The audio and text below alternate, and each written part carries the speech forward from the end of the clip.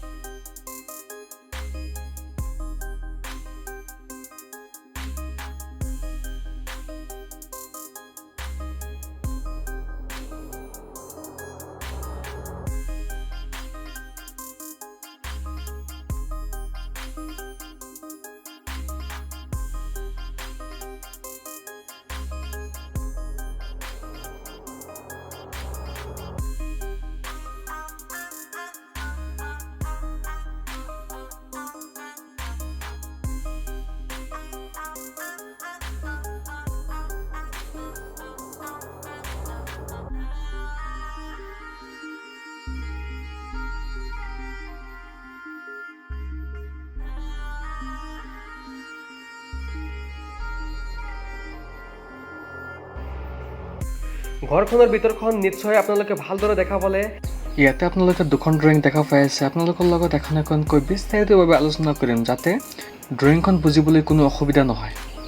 প্ৰথমতে এইখন ড্ৰয়িং লৈ আপোনালোকৰ লগত আলোচনা কৰিম। এইখন ঘৰৰ দিশ ৰাখিছোঁ 38 ফিট আৰু প্ৰস্থ ৰাখিছোঁ 24 ফিট। এই ঘৰখনৰ ফ্ল'ৰ প্লেনত ইয়াতে প'ৰ্চ দিয়া আছে। প'ৰ্চৰ ইয়াৰ পৰা ইয়ালৈকে 7 ফিট 4 ইঞ্চ দিয়া আছে আৰু ইয়াৰ পৰা ইয়ালৈকে 4 ফিট 7 ইঞ্চ দিয়া আছে। প'ৰ্চৰ লগতে ঘৰখনত সোমোৱাৰ কাৰণে ইয়াতে দৰ্জা ৰাখিছোঁ। এইটো দৰ্জাৰ চাইজ ৰাখিছোঁ 4 ফিট 7 ইঞ্চ বাই 7 ফিট। এইটো দৰ্জা দি সোমাই আহি ইয়াতে বাৰাণ্ডা আৰু কৰিডৰ দেখা পাই আছে। বাৰাণ্ডাৰ এইটো ৱালৰ পৰা এইটো ৱালৰ মাজত ৰাখিছোঁ 11 ফিট আৰু ইয়াৰ পৰা ইয়ালৈকে ৰাখিছোঁ 5 ফিট। কৰিডৰখনৰ বহল ৰাখিছোঁ 4 ফিট। ইয়াতে দেখা পাই আছে সৰুকৈ এখন ড্ৰয়িং ৰুমৰ ব্যৱস্থা দিয়া আছে। এইটো ড্ৰয়িং ৰুমৰ এইটো ৱালৰ পৰা এইটো ৱালৰ মাজত ৰাখিছোঁ 7 ফিট আৰু এইটো ৱালৰ পৰা এইটো ৱালৰ মাজত ৰাখিছোঁ 12 ফিট। ড্ৰয়িং ৰুমৰ কাৰণে দুখন দৰ্জা ৰাখিছোঁ, ইয়াতে আৰু ইয়াতে দৰ্জা ৰাখিছোঁ। এই দুখন দৰ্জাৰ চাইজ একে ৰাখিছোঁ। এই দুখন দৰ্জাৰ চাইজ ৰাখিছোঁ 3 ফিট বাই 7 ফিট। ড্ৰয়িং ৰুমৰ কাৰণে ইয়াতে খিৰিকী ৰাখিছোঁ। এইটো খিৰিকীৰ চাইজ ৰাখিছোঁ 5 ফিট বাই 4 ফিট। এইটো চাইডত দেখা পাই আছে 1 নম্বৰ বেডৰুম ৰাখিছোঁ। এইটো 1 নম্বৰ বেডৰুমৰ চাইজ ৰাখিছোঁ 11 ফিট 9 ইঞ্চ বাই 12 ফিট। 1 নম্বৰ বেডৰুমত সোমোৱাৰ কাৰণে ইয়াতে দৰ্জা ৰাখিছোঁ। এইটো দৰ্জাৰ চাইজ ৰাখিছোঁ 3 ফিট বাই 7 ফিট। 1 নম্বৰ বেডৰুমত দুখন খিৰিকীৰ ব্যৱস্থা দিয়া আছে। এইটো খিৰিকীৰ চাইজ ৰাখিছোঁ 5 ফিট বাই 4 ফিট আৰু এইটো খিৰিকীৰ চাইজ ৰাখিছোঁ 4 ফিট বাই 4 ফিট। ইয়াতে দেখা পাই আছে 2 নম্বৰ বেডৰুম ৰাখিছোঁ। এইটো 2 নম্বৰ বেডৰুমৰ চাইজ ৰাখিছোঁ 11 ফিট 9 ইঞ্চ বাই 12 ফিট। 2 নম্বৰ বেডৰুমত সোমোৱাৰ কাৰণে ইয়াতে দৰ্জা ৰাখিছোঁ। এইটো দৰ্জাৰ চাইজ দিয়া আছে 3 ফিট বাই 7 ফিট। 2 নম্বৰ বেডৰুমত এখন খিৰিকীৰ ব্যৱস্থা ৰাখিছোঁ।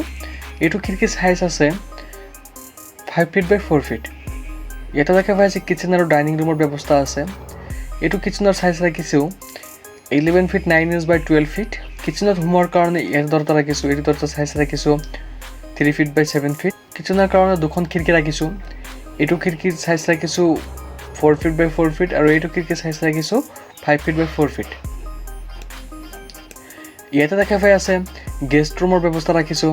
এইটো গেষ্ট ৰুমৰ চাইজ ৰাখিছোঁ 7 feet by 11 feet 6 inch. Guest ৰুমত সোমোৱাৰ কাৰণে এটা দৰ্জা ৰাখিছোঁ। এইটো দৰ্জাৰ চাইজ ৰাখিছোঁ 3 ফিট বাই 7 ফিট। গেষ্ট ৰুমৰ কাৰণে ইয়াতে এখন খিৰিকী ৰাখিছোঁ। এইটো খিৰিকীৰ চাইজ ৰাখিছোঁ 5 ফিট বাই 4 ফিট। ইয়াতে দেখা পাইছে টয়লেট আৰু বাথৰুমৰ ব্যৱস্থা ৰাখিছোঁ। এইটো টয়লেটৰ চাইজ ৰাখিছোঁ 7 ফিট বাই 8 ফিট।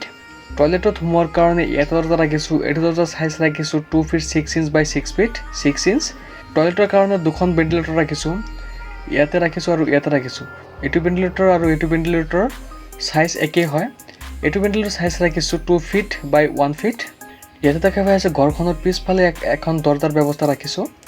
এইটো দৰজাৰ চাইজ ৰাখিছোঁ 2 ফিট 6 ইঞ্চ বাই 6 ফিট 6 ইঞ্চ। এতিয়া ঘৰখন বনোৱাতে ক'ত ক'ত খুঁটা লাগিব সেইটো ড্ৰয়িং আপোনালোকক দেখাম। এইটো ড্ৰয়িঙত আপোনালোকে য'ত য'ত ৰঙা ৰং দেখা পাইছে সেই ঠাইবিলাকত আপোনালোকে খুঁটা দিব পাৰিব। এই ঘৰখনৰ ড্ৰয়িং যদি কাৰোবাৰ লাগে তেনেহ'লে ডিছক্ৰিপশ্যনত মোৰ হোৱাটছএপ নম্বৰ দিয়া আছে, মোৰ লগত যোগাযোগ কৰিব পাৰিব। এতিয়া ঘৰখন বনোৱাতে কিমান টকা খৰচ হ'ব সেইটো লৈ আপোনালোকৰ লগত আলোচনা কৰিম। ঘৰখনৰ বনোৱাৰ খৰচ কোৱাৰ আগতে আপোনালোকক এটা ৰিকুৱেষ্ট কৰোঁ, মোৰ চেনেলটো যদি এতিয়ালৈকে ছাবস্ক্ৰাইব কৰা নাই তেনেহ'লে প্লিজ মোৰ চেনেলটো ছাবস্ক্ৰাইব কৰিব আৰু মোৰ চেনেলটো এবাৰ ভিজিট কৰিব। তাতে ধুনীয়া ধুনীয়া ঘৰৰ ডিজাইনৰ ভিডিঅ' দিয়া আছে।